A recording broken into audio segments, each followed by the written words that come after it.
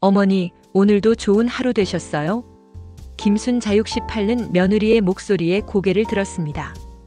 박서연은 오늘도 따뜻한 차를 들고 거실로 들어왔습니다. 남편이 세상을 떠난 지 석 달. 순자는 아들 부부의 집으로 들어왔습니다. 혼자 살기엔 너무 외로웠고 몸도 예전 같지 않았습니다. 서연은 세상에서 가장 다정한 며느리였습니다. 매일 아침 차를 끓여주고 병원 갈 때마다 동행했습니다. 어머니, 제가 끝까지 모실게요. 걱정 마세요. 그 말을 들을 때마다 순자의 눈가가 촉촉해졌습니다. 이렇게 좋은 며느리를 만난 게 복이지. 순자는 스스로에게 말했습니다. 아들은 일이 바빠 자주 집을 비웠지만 서연이 있어 든든했습니다. 하지만 어느 날부터였을까요? 순자는 이상한 기분을 느끼기 시작했습니다. 냉장고를 열 때마다 음식이 바뀌어 있었습니다. 분명 어제 담아둔 반찬이 사라지고 다른 것이 들어 있었습니다. 내가 깜빡했나? 순자는 자신의 기억력을 의심했습니다. 약 봉투도 이상했습니다. 순자는 고혈압 약을 먹고 있었는데 봉투에 이름표가 달라 보였습니다. 글씨체가 다르고 약의 색깔도 미묘하게 달랐습니다. 기분 탓이겠지.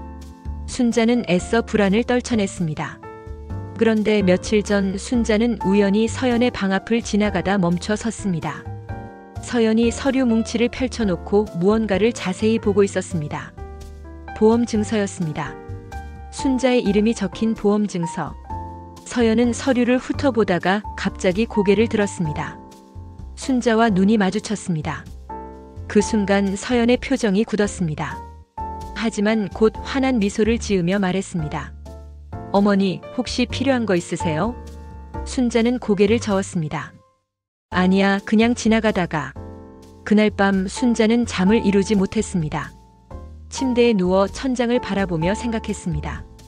왜 며느리가 내 보험 증서를 보고 있었을까? 다음 날 아침에도 이상한 일이 있었습니다. 순자가 거실에 앉아 있는데 낯선 남자가 현관문을 열고 들어왔습니다. 30대 후반쯤 되어 보이는 남자는 서연에게 서류 봉투를 건넸습니다. 이거 확인해 보시고 연락 주세요. 서연은 황급히 봉투를 받아들고 남자를 밖으로 내보냈습니다.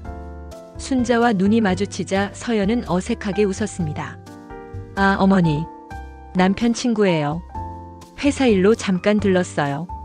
하지만 순자는 느꼈습니다. 서연의 목소리가 평소와 달랐습니다. 어딘가 떨리고 불안해 보였습니다. 순자는 아무 말도 하지 않았습니다. 그저 고개만 끄덕였습니다. 설마 며느리가. 순자는 스스로에게 말했습니다. 그럴 리 없다고. 서연은 그런 사람이 아니라고. 하지만 가슴속 어딘가에서 불안이 자라나고 있었습니다.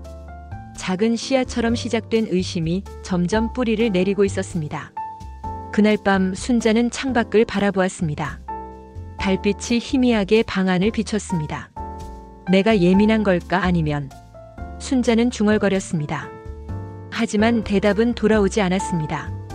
다만 한 가지는 확실했습니다. 이 집 안에 무언가 숨겨진 것이 있다는 것. 그리고 그것이 무엇인지 순자는 아직 알지 못했습니다. 어머니, 제가 청소할게요. 편히 쉬세요. 서연은 언제나처럼 다정하게 말했습니다. 하지만 순자는 고개를 저었습니다.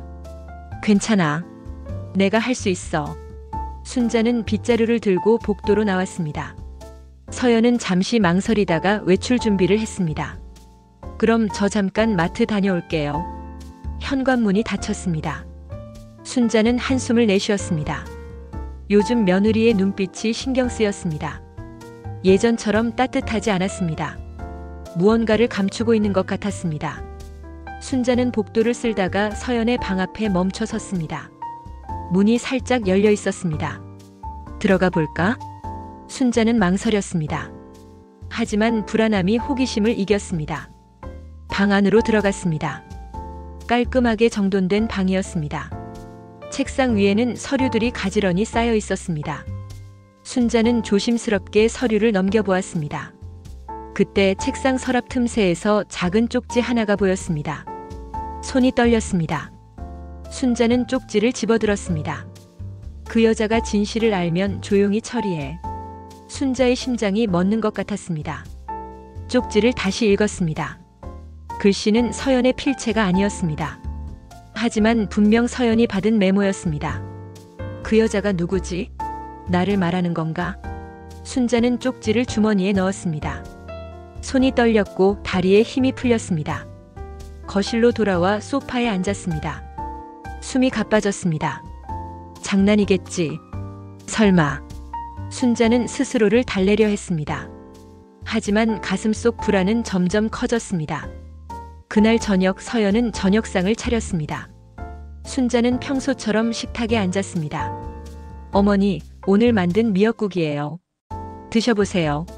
서연은 국그릇을 순자 앞에 놓았습니다. 순자는 숟가락을 들었지만 입으로 가져가지 못했습니다. 국물 위에 이상한 가루가 떠 있었습니다. 미세하지만 분명 보였습니다. 이게 뭐지? 순자는 숟가락을 내려놓았습니다. 서연이 물었습니다. 어머니, 왜 안 드세요? 입맛이 없으세요? 순자는 고개를 들어 서연을 바라보았습니다. 서연은 환하게 웃고 있었습니다. 하지만 그 미소가 이제는 낯설게 느껴졌습니다. 아니야. 그냥 배가 안 고파서. 순자는 자리에서 일어났습니다. 서연의 시선이 등 뒤에서 느껴졌습니다. 방으로 들어가 문을 닫았습니다. 순자는 침대에 앉아 쪽지를 다시 꺼내보았습니다. 조용히 처리해. 그 문장이 머릿속에서 맴돌았습니다. 며칠 후 아들이 잠깐 집에 들렀습니다. 순자는 아들에게 말하려 했습니다. 하지만 서연이 먼저 입을 열었습니다. 여보, 어머니 요즘 상태가 좀 이상해. 아들이 고개를 들었습니다. 무슨 소리야? 서연은 걱정스러운 표정을 지었습니다. 요즘 자꾸 기억을 잊으시고 밤에 혼자 중얼거리시기도 해요. 약도 제대로 안 드시고. 순자는 깜짝 놀랐습니다. 무슨 소리야? 나 멀쩡해. 아들이 순자를 바라보았습니다. 엄마 괜찮으세요? 서연이 부드럽게 말했습니다. 어머니 화내지 마세요. 우리 걱정해서 하는 말이에요. 순자는 말문이 막혔습니다. 서연의 말투는 다정했지만 그 안에 무언가 차가운 것이 숨어 있었습니다. 아들이 나간 후 서연이 다가왔습니다. 어머니, 요즘 너무 위험해 보이세요. 요양원도 한번 알아봐야 할 것 같아요. 순자는 서연을 똑바로 바라보았습니다. 나는 안 가. 서연은 잠시 침묵했습니다. 그리고 천천히 미소 지었습니다. 물론이죠. 어머니가 원하시지 않으시면요. 하지만 그 미소는 진심이 아니었습니다. 순자는 알 수 있었습니다. 다음 날 순자는 오랜 친구 이은지에게 전화를 걸었습니다. 은지는 변호사 출신으로 순자의 유일한 친구였습니다. 은지야, 나 좀 만나줄래? 두 사람은 조용한 카페에서 만났습니다. 순자는 떨리는 손으로 쪽지를 꺼내 보였습니다. 은지는 쪽지를 읽고 얼굴이 굳었습니다. 순자야, 이건 심각해. 순자는 눈물을 흘렸습니다. 은지야, 나 어떻게 해야 해? 며느리가 나를. 은지는 순자의 손을 잡았습니다. 일단 진정해. 그리고 잘 들어. 은지는 낮은 목소리로 말했습니다. 지금부터 증거를 모아야 해. 쪽지, 이상한 행동, 모든 걸 기록해. 그리고 내가 먼저 움직여야 해. 당하고만 있으면 안 돼. 순자는 고개를 끄덕였습니다. 하지만 혼자서 어떻게? 은지가 단호하게 말했습니다. 혼자가 아니야. 내가 도와줄게. 하지만 조심해야 해. 절대 상대방이 눈치채게 하면 안 돼. 순자는 깊게 숨을 들이마셨습니다. 알았어. 해볼게. 카페를 나서면서 순자는 뒤를 돌아보았습니다. 누군가 자신을 지켜보는 것 같은 기분이 들었습니다. 하지만 아무도 없었습니다. 집으로 돌아가는 길 순자는 결심했습니다. 이제는 내가 움직여야 해. 더 이상 두려워만 할 수는 없었습니다. 진실을 밝혀야 했습니다. 그리고 자신을 지켜야 했습니다. 은지야, 이거 정말 할 수 있을까? 순자는 작은 상자를 바라보았습니다. 상자 안에는 초소형 카메라 2개가 들어 있었습니다. 은지가 단호하게 말했습니다. 할 수 있어. 아니, 해야 해. 순자는 고개를 끄덕였습니다. 손은 여전히 떨렸지만 마음은 단단해졌습니다. 다음 날 서연이 외출한 사이 순자는 움직였습니다. 거실 책장 위 작은 시계 뒤에 카메라를 설치했습니다. 부엌 선반에도 하나 더 숨겼습니다. 이제 모든 게 녹화될 거야. 순자는 심호흡을 했습니다. 현관문이 열리는 소리가 들렸습니다. 서연이 돌아왔습니다. 어머니 집에 계셨어요? 순자는 평소처럼 대답했습니다. 응, 어디 갈 데도 없잖아. 서연은 부엌으로 들어가 저녁 준비를 시작했습니다. 순자는 소파에 앉아 서연의 움직임을 지켜보았습니다. 그날 밤 서연은 또다시 차를 끓여왔습니다. 어머니, 오늘은 대추차예요. 몸에 좋으니까 드세요. 순자는 찻잔을 받았습니다. 하지만 마시지 않았습니다. 고마워. 나중에 마실게. 서연이 방으로 들어간 후 순자는 차를 작은 유리병에 담았습니다. 은지가 말했던 대로였습니다. 모든 걸 보관해. 증거가 될 수 있어. 사흘 후 은지가 전화를 걸어왔습니다. 순자야, 결과 나왔어. 순자의 심장이 빨리 뛰었습니다. 뭐래? 은지의 목소리가 낮아졌습니다. 내가 준 차에서 수면제 성분이 검출됐어. 그것도 상당량이야. 순자는 말을 잃었습니다. 은지가 계속 말했습니다. 장기 복용하면 치명적일 수 있대. 순자야, 이건 심각해. 순자는 눈을 감았습니다. 머릿속이 하얘졌습니다. 그럼 정말로 말이 나오지 않았습니다. 은지가 조용히 말했습니다. 경찰에 신고해야 해. 지금 당장. 하지만 순자는 고개를 저었습니다. 아직 아니야. 증거가 더 필요해. 확실한 증거. 며칠 후 순자는 CCTV 영상을 확인했습니다. 서연이 부엌에서 약병을 꺼내는 모습이 선명하게 찍혀 있었습니다. 하얀 가루를 차에 타는 장면도 보였습니다. 순자는 숨이 막혔습니다. 화면 속 서연의 표정은 차갑고 무표정했습니다. 이게 진짜 며느리 모습이었구나. 하지만 이것만으로는 부족했습니다. 더 결정적인 증거가 필요했습니다. 순자는 서연의 휴대폰을 지켜보기 시작했습니다. 어느 날 오후 서연이 통화하는 소리가 들렸습니다. 네, 보험사 맞죠? 문의 좀 드리려고요. 순자는 귀를 기울였습니다. 복도에 몸을 숨기고 들었습니다. 서연의 목소리가 계속 이어졌습니다. 피보험자가 사망하면 보험금은 언제 지급되나요? 순자는 입을 막았습니다. 서연이 다시 물었습니다. 사고사도 마찬가지인가요? 그럼 절차는 얼마나 걸리죠? 순자는 벽에 등을 기댔습니다. 다리에 힘이 풀렸습니다. 보험금. 나를 죽이려는 거구나. 그날 밤 순자는 은지에게 녹음 파일을 보냈습니다. 은지는 즉시 전화를 걸어왔습니다. 순자야, 이제 충분해. 경찰에 가자. 하지만 순자는 망설였습니다. 은지야, 아직도 확실하지 않아. 혹시 오해일 수도. 은지가 소리쳤습니다. 오해? 수면제 타고 보험금 물어보는 게 오해야? 순자는 눈물을 흘렸습니다. 그래도 증거가 더 확실해야 해. 아들이 믿지 않을 수도 있어. 은지는 한숨을 쉬었습니다. 알았어. 그럼 마지막으로 한 가지만 더 확인하자. 이틀 후 은지는 지인을 통해 중요한 정보를 입수했습니다. 서연이 법무사 사무실을 방문한 기록이었습니다. 은지가 순자에게 서류를 보여주었습니다. 봐. 서연이 아파트명의 이전을 알아봤어. 순자는 서류를 읽었습니다. 자신의 이름으로 된 아파트를 서연 명의로 바꾸려 한 정황이 선명했습니다. 그리고 이것도 봐. 은지가 또 다른 서류를 꺼냈습니다. 보험금 수령인을 아들에서 서연으로 바꾸려고 했어. 아직 완료는 안 됐지만 순자는 서류를 내려놓았습니다. 모든 퍼즐이 맞춰졌습니다. 수면제, 보험문의, 재산 이전. 모든 것이 한 방향을 가리켰습니다. 며느리는 나를 없애고 모든 걸 가지려 했어. 순자는 고개를 들어 은지를 바라보았습니다. 은지야. 은지가 대답했습니다. 응. 순자의 눈빛이 변했습니다. 두려움이 아니었습니다. 분노도 아니었습니다.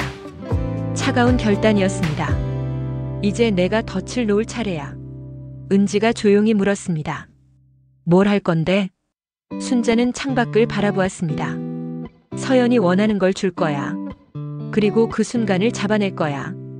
은지는 잠시 침묵했습니다. 그리고 천천히 고개를 끄덕였습니다. 위험할 수 있어. 순자는 미소 지었습니다. 하지만 그 미소는 차가웠습니다. 알아.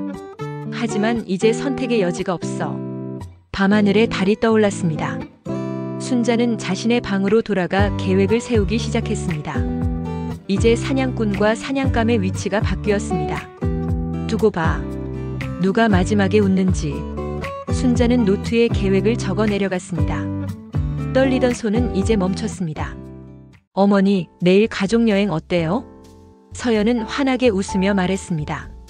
순자는 고개를 들어 며느리를 바라보았습니다. 여행? 서연이 고개를 끄덕였습니다. 네, 어머니 생일이 모레잖아요. 미리 축하드리려고요. 조용한 절벽이 있는 곳이에요. 경치가 정말 아름답대요. 순자는 잠시 침묵했습니다. 서연의 눈을 똑바로 바라보았습니다. 그 눈에는 다정함이 있었습니다. 하지만 순자는 알고 있었습니다. 그 다정함 뒤에 숨겨진 진실을. 좋아. 가자. 서연의 얼굴이 환해졌습니다. 정말요? 어머니가 좋아하실 줄 알았어요. 순자는 고개를 끄덕이며 방으로 들어갔습니다. 문을 닫고 휴대폰을 꺼냈습니다. 은지에게 문자를 보냈습니다. 내일이야. 절벽으로 간대. 곧 답장이 왔습니다. 경찰에 연락했어. 준비됐어. 순자는 눈을 감았습니다. 심장이 빠르게 뛰었습니다. 그날 밤 순자는 잠을 이루지 못했습니다. 보험 계약서를 다시 꺼내 읽었습니다. 사고사 시 보험금 전액 지급. 그 문장이 눈에 들어왔습니다.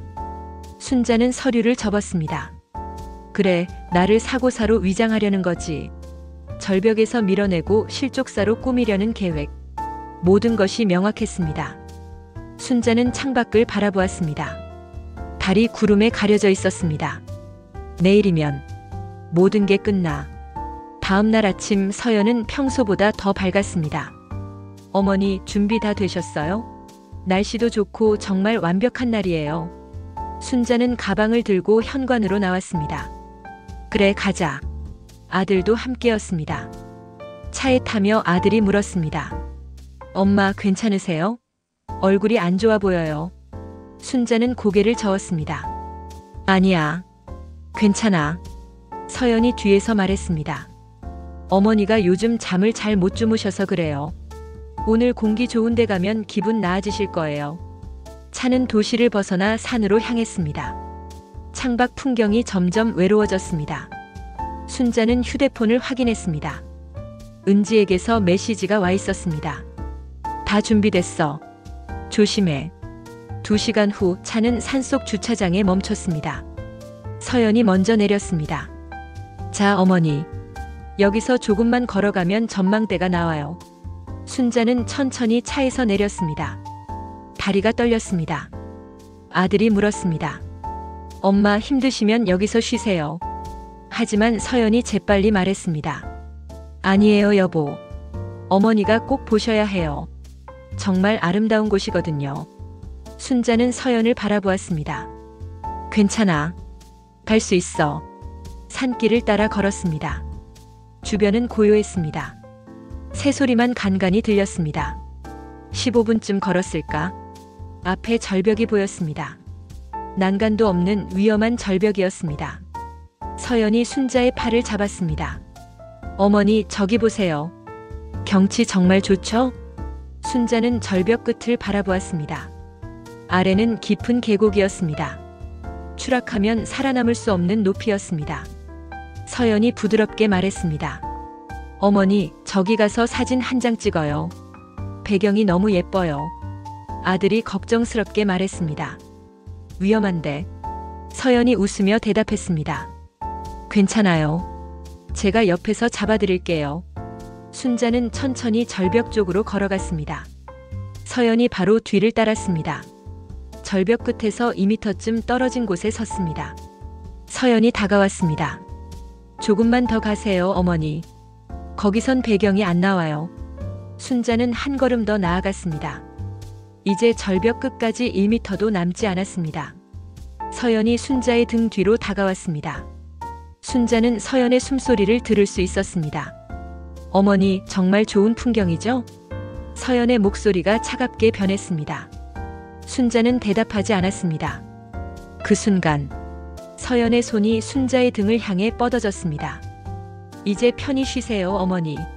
서연이 속삭였습니다. 하지만 경찰이다. 움직이지 마. 갑자기 뒤에서 목소리가 터져 나왔습니다. 서연은 얼어붙었습니다. 숲속에서 경찰 4명이 뛰어나왔습니다.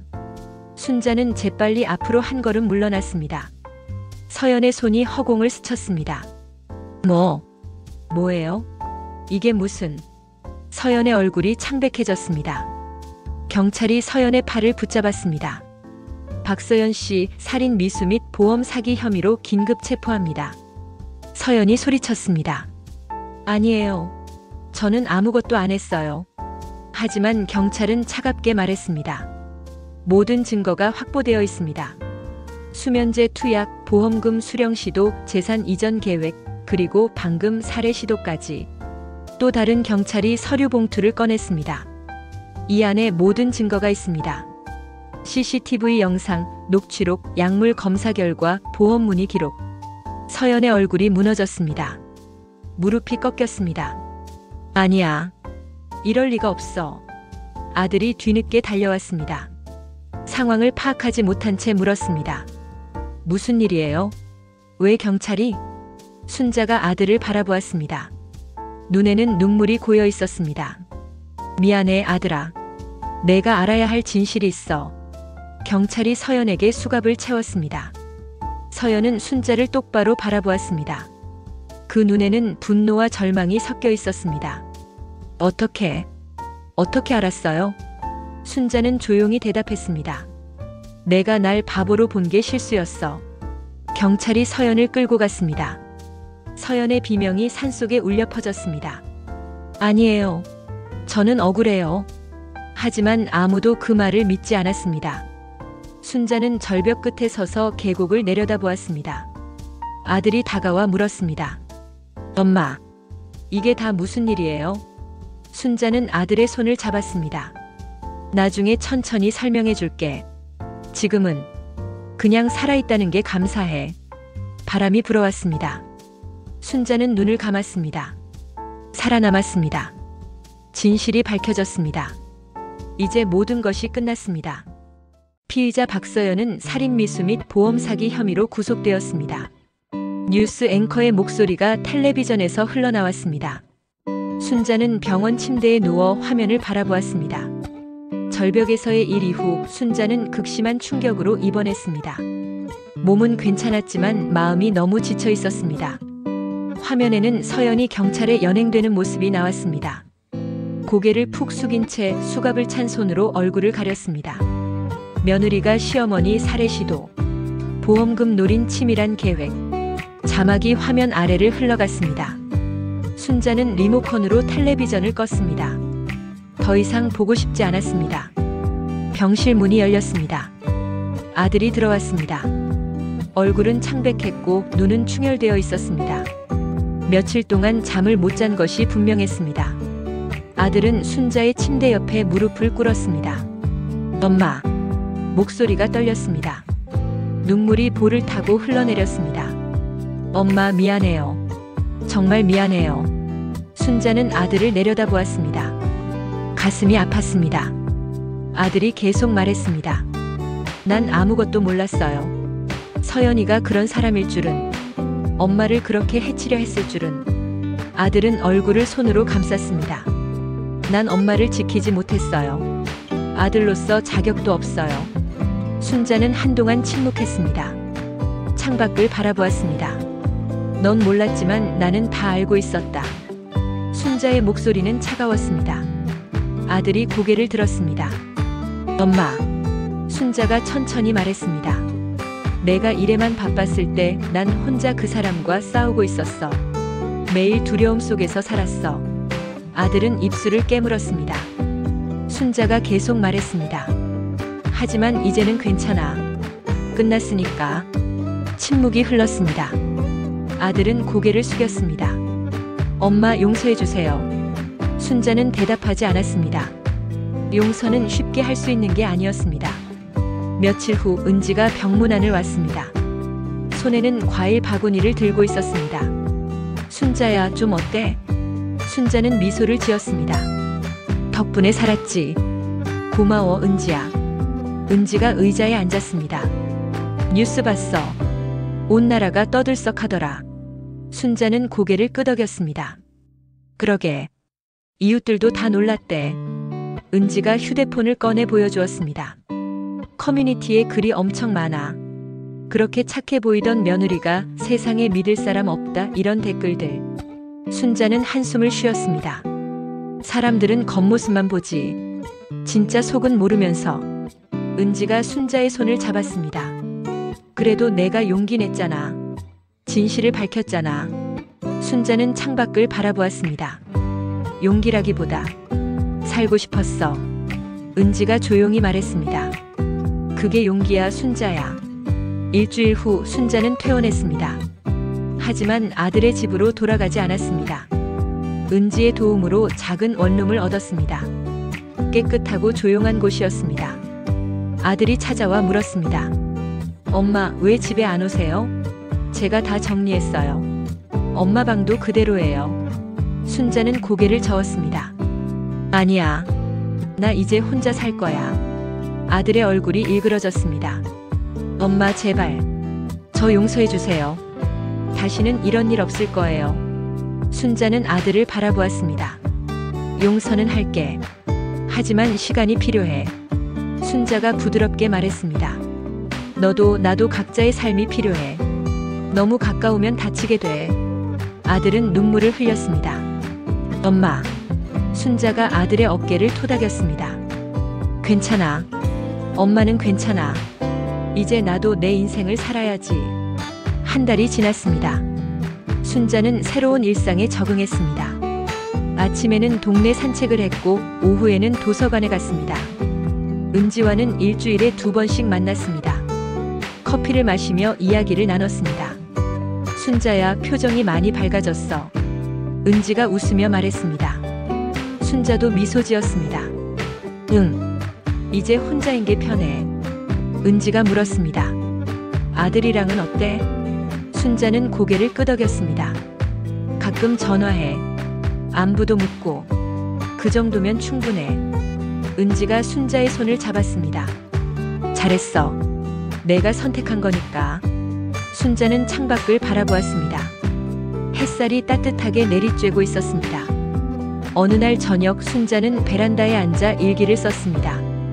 오늘은 좋은 날이었다. 은지와 공원을 산책했고 맛있는 저녁도 먹었다. 아들에게서 전화가 왔다. 목소리가 밝아졌다. 나도 이제 괜찮은 것 같다. 순자는 펜을 내려놓았습니다. 하늘을 올려다보았습니다. 별이 반짝이고 있었습니다. 여보, 제가 이겼어요. 순자는 하늘을 향해 속삭였습니다. 제가 살아남았어요. 그리고 이제 다시 시작할 거예요. 바람이 불어왔습니다. 순자는 눈을 감았습니다. 마음이 편안했습니다. 두려움은 이제 없었습니다. 새로운 시작이 기다리고 있었습니다. 순자는 미소를 지었습니다. 그리고 내일을 기대했습니다. 3년 후, 순자는 앞치마를 두르고 주방에 섰습니다.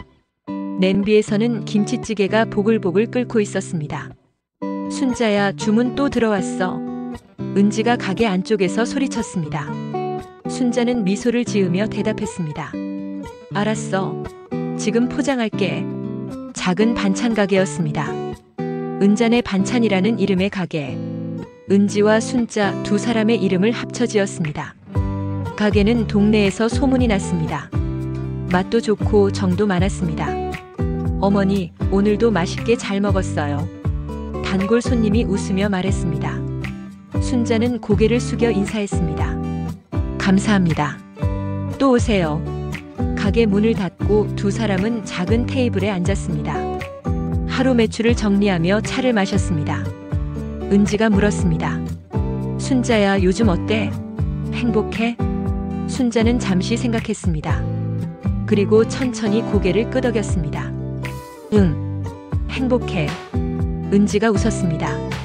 3년 전만 해도 상상도 못했을 일이지. 순자는 창밖을 바라보았습니다. 그때는 죽을 것만 같았어. 매일 두려웠고 아무도 믿을 수 없었지.